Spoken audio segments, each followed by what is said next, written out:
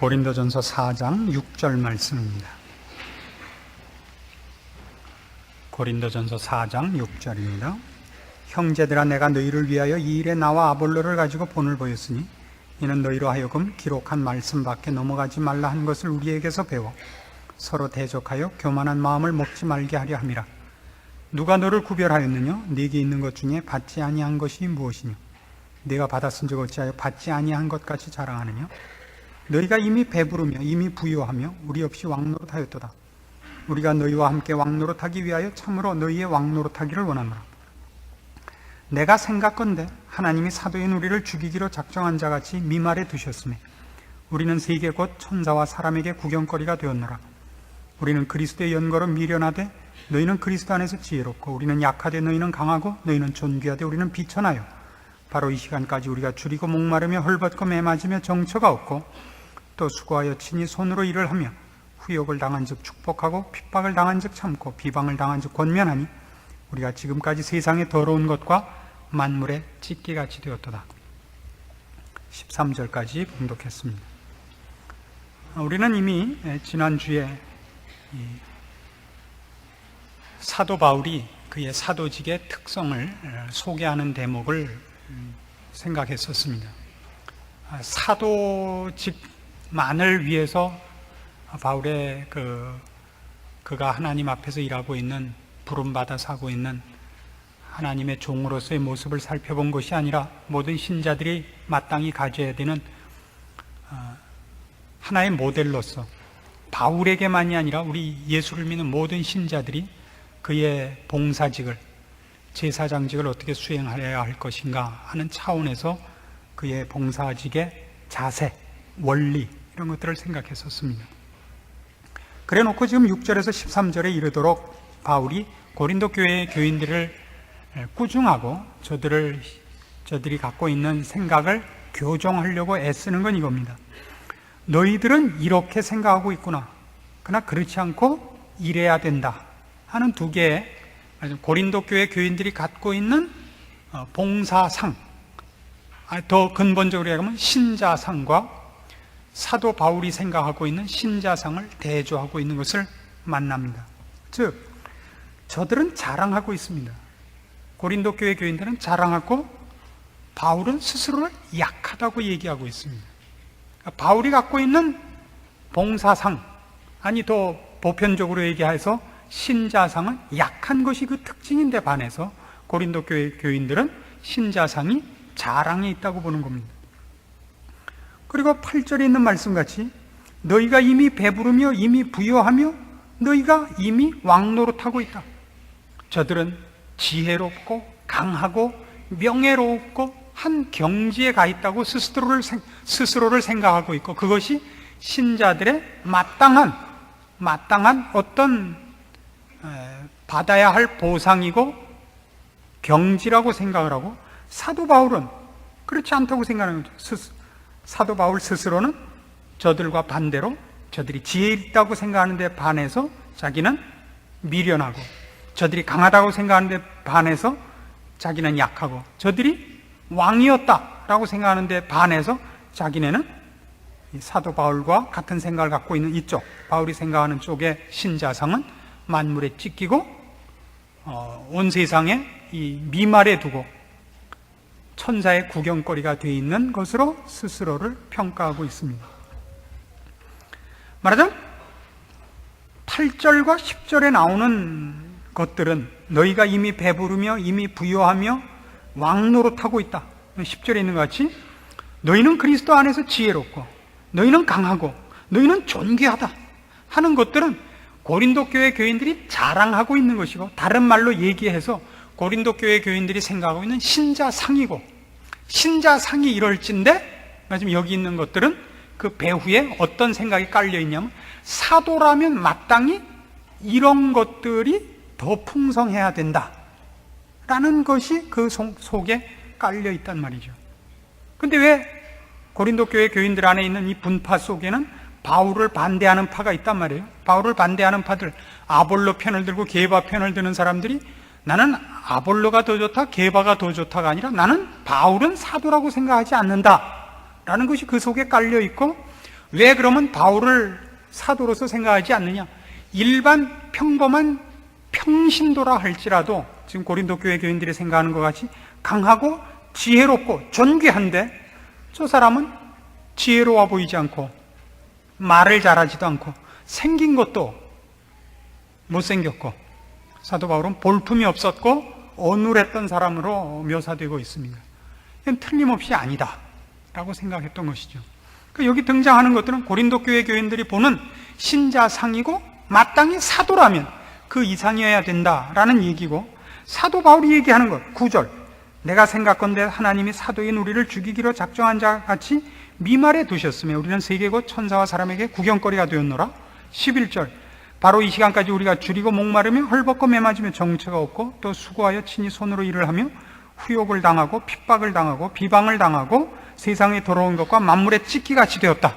이 얘기는 다른 말로 해서 사도도 이런 대접을 받는데 하물며 평신도겠느냐 라는 얘기가 그 배후에 깔려 있는 것이다 이겁니다.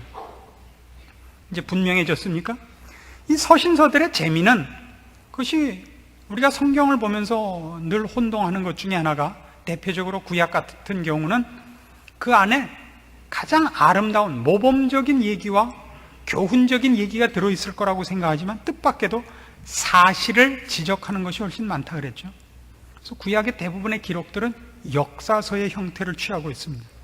하나님을 떠나고 하나님을 배반한 죄인이 된 인간들이 생명과 복의 근원으로부터 단절된 인간들의 삶의 모습이 얼마나 사실적으로 처절하고 부패해 있는가를 지적하는 것이 구약 성경의 가장 중요한 목적 중에 하나고, 신약은 예수를 믿는 사람들마저도 그의 신앙이 그 이지러진 성품 때문에 의와 거룩에 대하여 얼마나 오해가 많고 실패가 많고 아전인수격인 고집이 많은가 하는 것 때문에 그걸 밝히고 그걸 교정하기 위하여 쓰여진 것이 대부분입니다.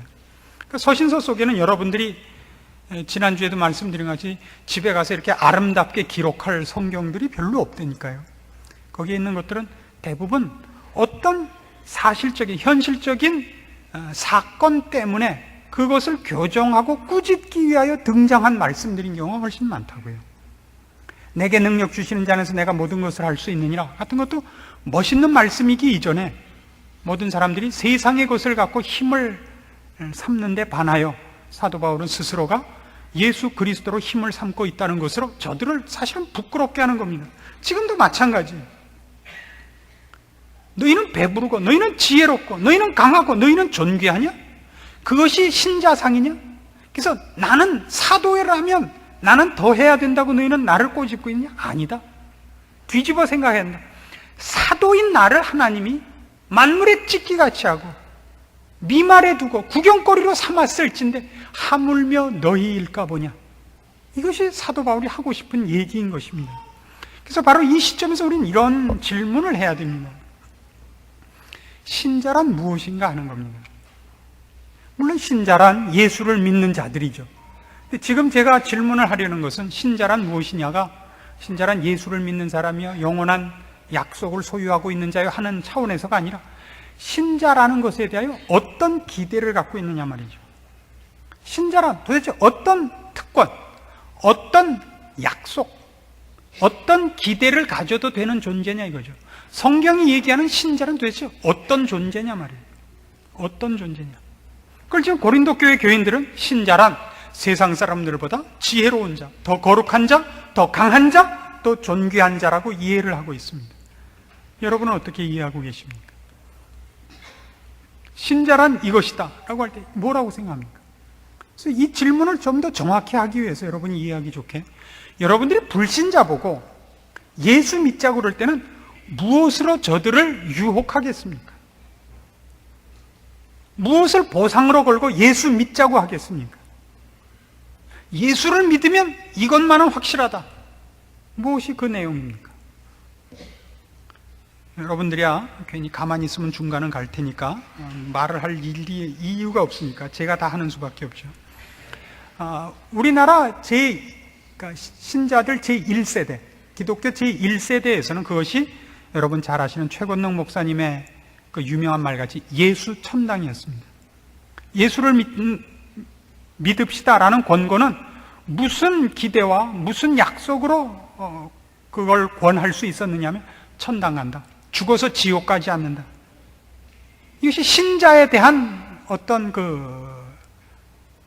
신자란 이것이다 라고 얘기할 때 그 내용이죠. 신자란 죽어서 천국 가는 자다. 신자가 아니면 죽어서 지옥 간다. 제1세대가, 우리나라 신자들 제1세대가 이해했던 신자상입니다. 그게 그 다음에는 어디로 왔죠? 제2세대로 와서 지금 2세대에 와 있습니다. 우리가 예수를 믿으십시오. 그럴 때 뭘 갖다 겁니까? 복을 갖다 걸죠. 언제부턴가. 그래서 예수를 믿으면 복 받습니다. 이제 천당은 너무 먼 거예요. 시간적으로. 그러니까 지금 당장 눈에 보이는 걸로 사람을 설득을 해야 되니까 눈에 보이는 걸로 하기 시작했습니다. 그래서 여러분 이게 참 꼭 부정적으로만 듣지는 마십시오. 그러나 이런 말을 할 수밖에 없어요. 사랑하는 자의 내 영혼이 잘됨 같이 내가 강건하고 범사에 뭐죠? 범사가 잘 되기를 원한다. 이런 말이 하나의 기원문이에요. 기원문. 영혼이 잘된 것 같이 영혼이 잘된 것이 최고니까 신자들에게는 그것보다 더 굉장한 건 없으니까 그 최고로 잘된 것을 기준으로 해서 건강하고 범사에 복되기를 바란다라고 기원하는 일종의 인사치레라고요. 치레 그런 건 좀 우습지만 잘되기를 물론 바라는 마음입니다만 약속이 아니에요. 약속이. 근데 지금은 어떻게 됐냐면 예수를 믿으면 영원히 구원받고 건강하고 복 받는 다가 됐죠. 받아 쓰면 좋겠다였어요. 근데 그 쓰면 좋겠은 없어지고 받는 다가 됐단 말이에요. 그래서 이제는 전도가 어떻게 됐냐면 외로우십니까? 교회로 오십시오. 교회에 누가 있다는 거예요? 고통 중에 계십니까? 교회로 오십시오. 그렇죠? 좌절하고 계십니까? 교회로 오십시오. 그러니까 교회 안에 뭐가 있다는 거예요? 술도 있고 제비도 있고 다 있다는 거예요? 어떻게 됐다는 거예요, 교회가? 이게 무슨 해결사들이 모여 있는데요?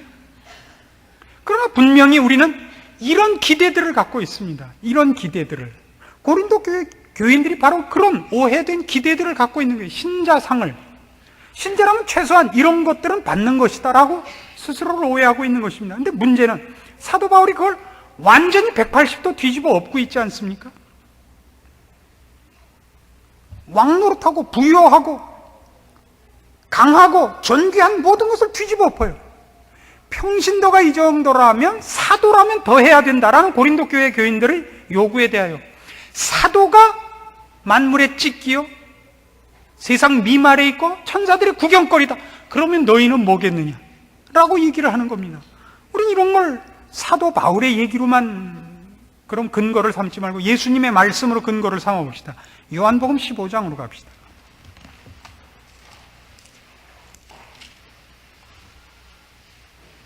요한복음 15장 18절입니다.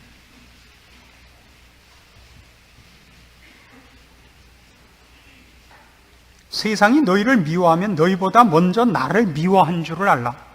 너희가 세상에 속하였으면 세상이 자기의 것을 사랑할 터이나 너희는 세상에 속한 자가 아니요 도리어 세상에서 나의 택함을 입은 자인 거로 세상이 너희를 미워하느니라. 내가 너희더러 종이 주인보다 더 크지 못하다는 말을 기억하라. 사람들이 나를 핍박하였은즉 너희도 핍박할 터이요 내 말을 지켰은즉 너희 말도 지킬 터이라. 그렇죠? 이 얼마나 재미있는 표현입니까? 세상이 너희를 미워할 것이다. 왜? 세상은 나를 미워하는 것들이기 때문입니다. 그러면 우리는 예수님의 종인데 종이 주인보다 크지 못하다. 주인을 공격했는데 종이야 하물며 얼마나 더 핍박을 당하겠느냐. 그것이 성경의 얘기입니다. 바울의 논리도 같죠. 그래 내가 사도다. 사도가 만물에 찢기면 너희는 뭐냐? 찢기 다음에 있는 건 뭡니까? 찌꺼기 다음에 있는 거. 전 척 생각이 안 나는데. 그러니까 얼마나 신자상이라는 것이 세상적 차원에서 볼 때 얼마나 세상 눈으로, 그 기준으로는 보잘것없는 존재로 취급되어질 것인가.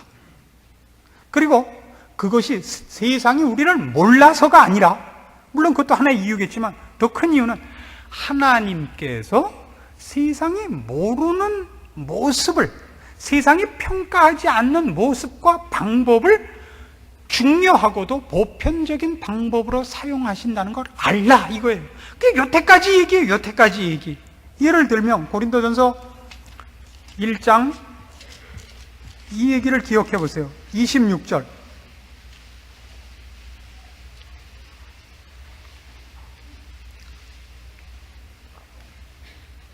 고린도전서 1장 26절. 형제들아 너희를 부르심을 보라. 육체를 따라 지혜 있는 자가 많지 아니하며 능한 자가 많지 아니하며 문벌 좋은 자가 많지 아니하도다. 그러나 하나님께서 세상의 미련한 것들을 택하사 지혜 있는 자들을 부끄럽게 하려 하시고 세상의 약한 것들을 택하사 강한 것들을 부끄럽게 하려 하시며 하나님께서 세상의 천한 것들과 멸시받는 것들과 없는 것들을 택하사 있는 것들을 폐하려 하시나니 이는 아무 육체라도 하나님 앞에서 자랑하지 못하게 하려 하심이라. 하나님이 일부러 누구를 쓴다고요? 천한 것들을 씁니다. 그러면 이 말은 이런 것도 돼요. 천해서 쓸 뿐만 아니라 하나님은 그가 쓰려고 하는 자는 천하게 만든다는 얘기가 되기도 하는 겁니다. 그러니까 천하고 미련하지 않으면 하나님은 안 써요. 다시 말해서 하나님은 그의 일을 미련한 모습과 천한 모습으로 보낸다고요.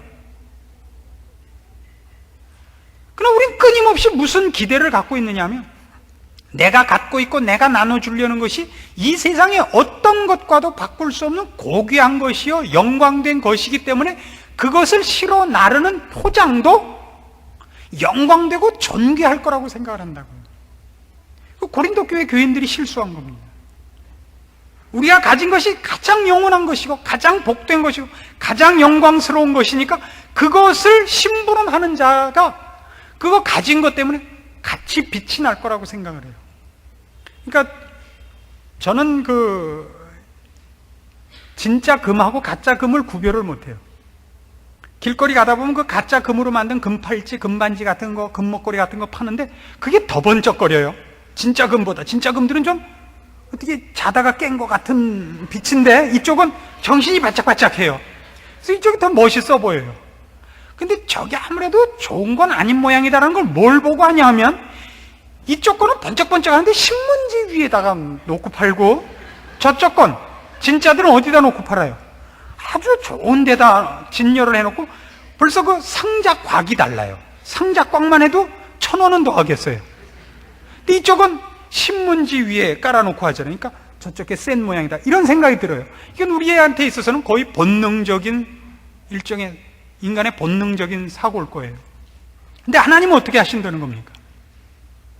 이 귀한 것을 신문지에 싸서 내놓겠다는 거예요. 그것이 우리가 마태복음 13장에서 보는 천국 비유의 핵심입니다. 마태복음 13장 44절입니다. 천국은 마치 밭에 감추인 보화와 같으니 사람이 이를 발견한 후 숨겨두고 기뻐하여 돌아가서 자기의 소유를 다 팔아 그 밭을 샀느니라. 천국은 뭐 같다고요? 밭에 감추인 보화. 이걸 속지 마세요. 이 비유는 많이 속아요. 뭐 때문에 속냐? 그 보화를 보고 깨달았으면 모든 소유를 팔아서 사야 된다 이 얘기는 아니고 지금은 천국 비유예요. 천국은 뭐와 같으냐? 천국은 지금 임해 있어요. 내용적으로는. 외형적으로는 주님 오시는 날 그때 가야 이제 시작을 할 거지만 내용으로는 들어와 있어요. 우리 안에. 천국은 우리 안에 이미 들어와 있어요. 내용적으로는. 그 천국이 근데 어떻게 들어와 있냐 하면 천국은 마치 밭에 감추인 보화와 같다. 밭에 감추인 보화라는 게 뭐예요? 밭에다가 이렇게 묻어뒀다는 게 아니라 밭이라는 건 뭐 하는데요? 이렇게 무슨 작물을 심고 하는 거 아니에요? 배추라든가 무라든가 고추라든가 뭐 오이라든가 이런 작물. 그러니까 그거 하나로는 비싼 것이 아니기 때문에 이렇게 지붕 씌워갖고 문 잠가 놓지 않잖아요. 그렇죠? 거기에 보화가 있는 거예요. 그러니까 길 가는 사람이 이렇게 보니까 밭에 뭐 번쩍번쩍 하는 게 있어요. 그럼 뭐라고 생각해요? 누가 유리가 깨져서 저기다 버렸구나. 에이, 저거 잘못 들어가면 발베겠다. 이렇게 생각하지. 야, 저기 웬 보석이냐? 이렇게 생각을 안 해요. 왜요? 아까 얘기한 것 같이 하다못해 신문지 위에도 놓지 않고 밭고랑에 널려 있으니까 보석일 리가 없다 이렇게 생각한단 말이에요. 천국은 그런 모습으로 들어와 있습니다. 다시 말해서 하나님은 하나님께서 허락하시는 천국의 모든 복된 내용들을 밭에다 뿌려놓은 보화 같은 형태로 들여보냈다고요. 그래서 세상 사람들이 몰라요. 오가며 보면서 몰라요. 그게 보한 줄을. 근데 사실은 그게 진짜라고요. 사실은. 그래서 이거를 기대치 않은 모습으로 온 천국이라 그랬습니다. 그럽니다. 기대한 모습으로 안 와요. 그리고 여러 군데서 봅니다. 조금 전에 본 우리 고린도전서 1장 26절 이하에 있는 것 같이 여러분 잘 아시는 대로 목사 쳐놓고 똑똑한 사람이 있습니까? 목사 중에 똑똑한 사람이 있으면 한번 꼽아 보십시오. 누가 똑똑하다? 그거는 목사 중에서 상대적으로 똑똑하다는 겁니다. 목사 중에서. 예를 들면 광모 목사님이 똑똑하다 그럴 수 있어요. 그거는 다른 목사들 IQ 2자리들이 거인 목사 세계에서 3자리가 하나 있다 이런 것이, 어느 시대나 그 시대에서 최고로 똑똑한 사람이 목사인 예가 없습니다. 최고로 똑똑한 사람은 언제나 정치가라든가 무슨 과학자라든가 교수라든가 무슨 예술가라든가 이렇게 딴 데 있어요. 이해하시겠습니까? 누가 하나 목사 중에서 누가 그 사람 똑똑하다는, 워낙 가짜는 사람만 보다가 하나 괜찮은 사람이 보이니까 굉장히 높아 보이는 거예요. 굉장히.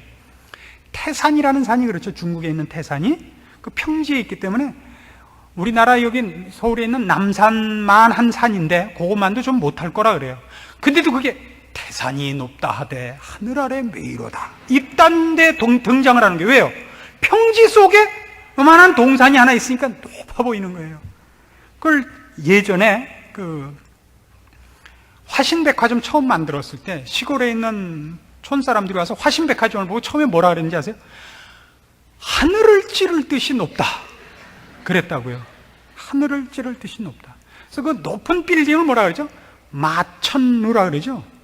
마라는 건 가을 마자에다가 천 하늘 천자에다 누는 누각이라는 뜻입니다. 그러니까 하늘을 이렇게 쓰다듬는, 그러니까 저 하늘 엉덩이를 이렇게 간지르는 그렇게 높은 건물이라는 게 마천루. 그게 영어로도 실제로 그렇습니다. 영어 표현도. 그때 화신백화점을 보고 그랬다고요. 지금은요, 화신백화점 가보면 뭐라 그래요? 아파트보다도 낫죠? 지금은 그렇게 얘기하지 않습니다. 상대적인 거죠. 그래서 우리가 여기서 배우는 건 그거예요. 우리 머릿속에 분명히 정리해야 되는 것은 신자상이 뭐냐, 신자가 됐을 때 우리가 기대를 해야 될 것이 뭐냐 할 때 이겁니다. 하나님께서 세상적인 가치를 우리에게 허락하시지 않는 모습을 요구한다는 사실입니다. 만물의 찍기로 요구하시고 천사들의 구경거리로 요구하십니다.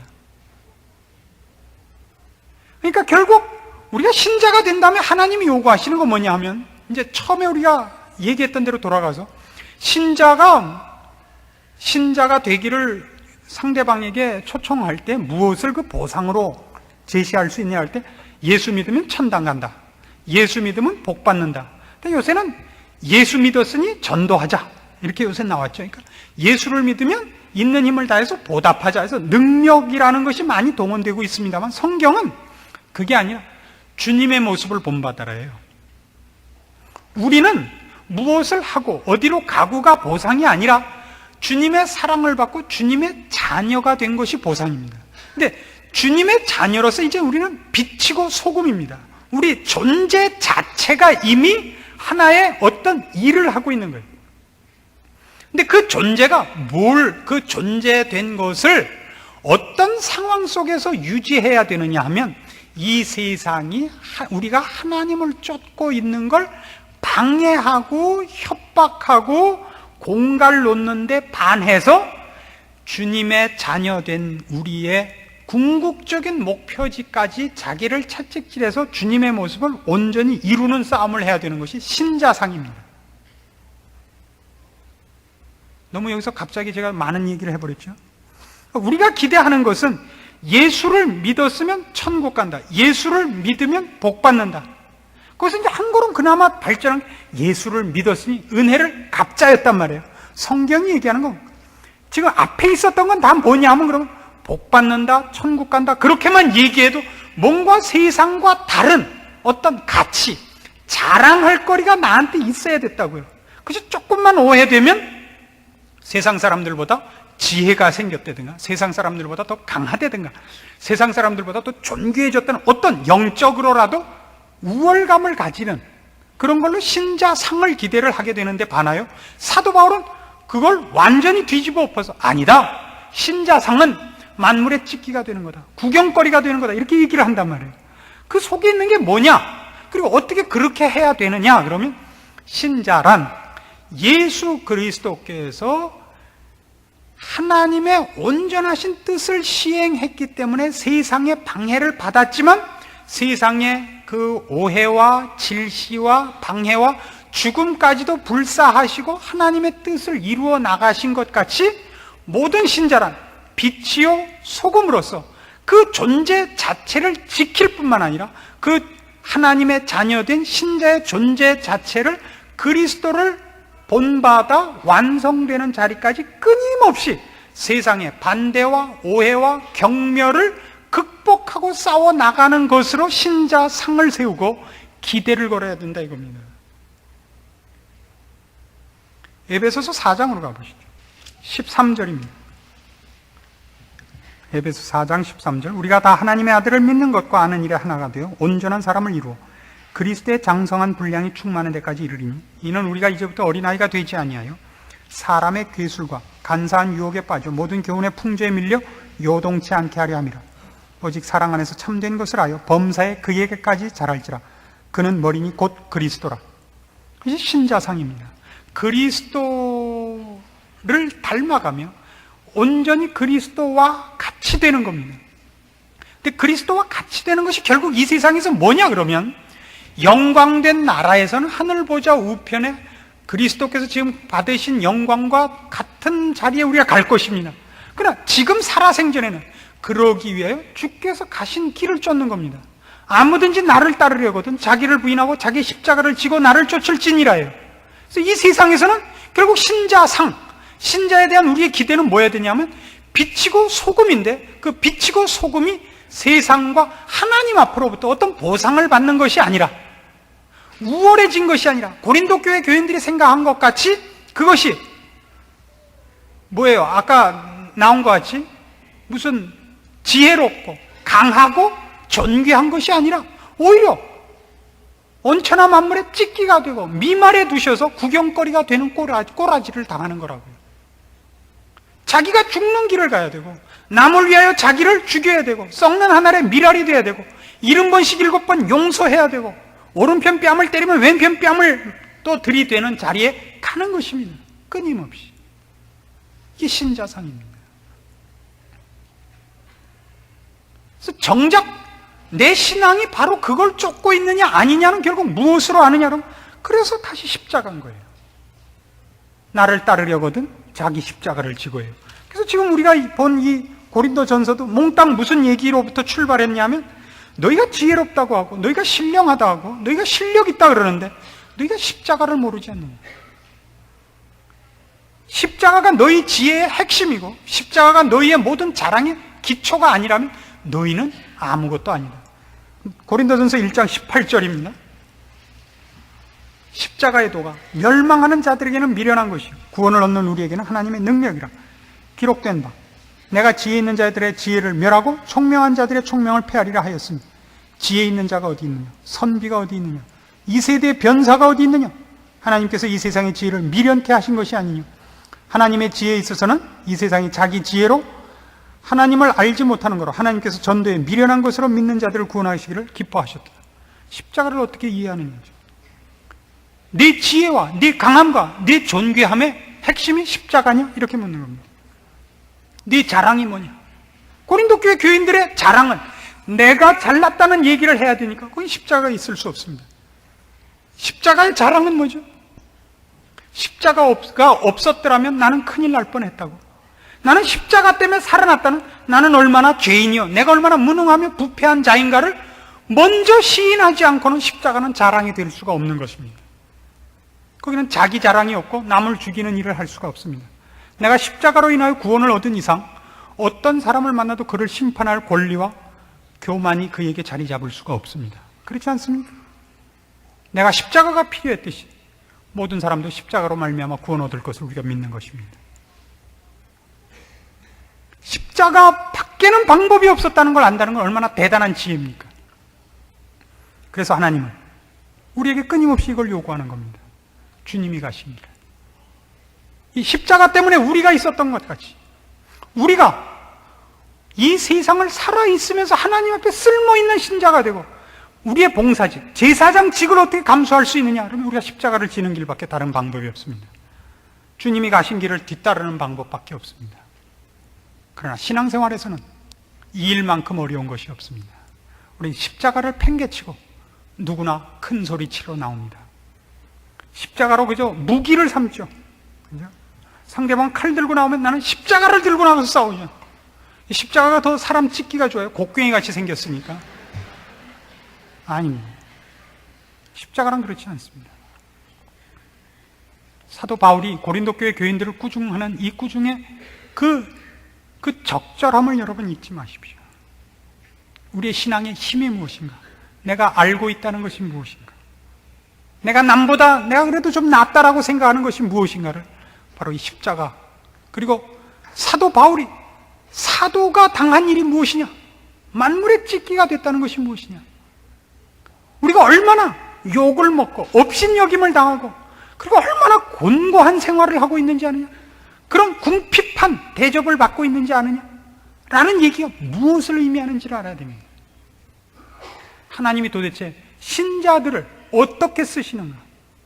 하나님의 그 신비롭고 그 많은 능력과 그 깊은 뜻을, 그 복된 일을 이루기 위하여 십자가라는 방법 이외의 방법을 쓰시지 않는다는 걸 여러분이 빨리 깨달으셔야 됩니다. 그래야 여러분의 신자된 것과 여러분의 인생이 신앙으로 말미암는다는 그 말이 하나님 앞에 연락되도록 여러분이 빨리 정리하셔야 됩니다. 이 부분에서 신자들의 실패가 너무나 많습니다. 당연한 겸손과 당연한 감사와 그리고 인내와 신앙 이외에는 어떤 것으로도 이것을 감당할 길이 없는 이 싸움을 여러분들이 분명하게 인식하셔야 됩니다. 세상의 돈으로나 학식으로나 무엇으로도 이 신앙의 싸움은 이겨내지 못합니다. 십자가 외에 방법이 없습니다. 오늘 설교도 또 듣고 나면 나가면서 남 째려볼 거예요. 목사님이 이거 너 보고 했다 이러실 거예요. 여러분 자신을 보고 한 겁니다.